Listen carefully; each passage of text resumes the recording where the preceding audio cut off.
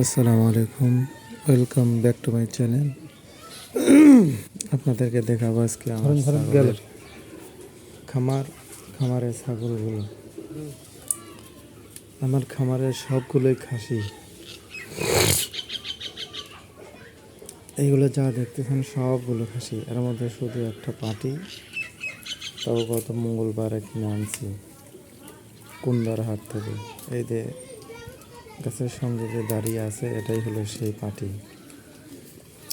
আমার পাটির জন্য আপনারা দোয়া করবেন। তো গাইস, প্রথমত হলো যারা ছাগলে বা গরুর খামার করতে চান তাদের সর্বপ্রথম লাগবে আগে ঘাস। দ্বিতীয় নাম্বার হলো থাকার বাসস্থান।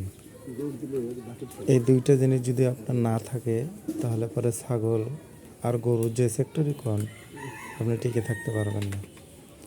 আমার প্রতি মাসে 2 বস্তা করে এই কয়েকটা 6টা ছাগল আর 3টা গরু, এই কয়েকটার উপরে 2 বস্তা করে ভুসি দেয়। তো শুধুমাত্র দানাদার খাবার দিয়ে আপনি ছাগল বা গরু পালতে পারবেন না যদি আপনার ঘাস না থাকে। পালা যাবে তা না, পালা যাবে, তবে একটু খরচ বেশি হবে। আসেন, আমার খামারে একটা শাহিওয়াল গরুর বাছুর হয়েছে। এই যে এই বাছুরটা বয়স হলো প্রায় মাস 2-2.5।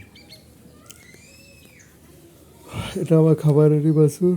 এর মাটা আমার খাবারে ছোটো ছিল, ছোটো থেকে লালন পালন করার পর এর মাকে দেখায় আসে। এই যে এই লালটা হলো এর মা, এটা শাহিওয়ালা একটা ক্রস। আর এই যেটা হলো হলস্টিয়ান ফ্রিজিয়ান।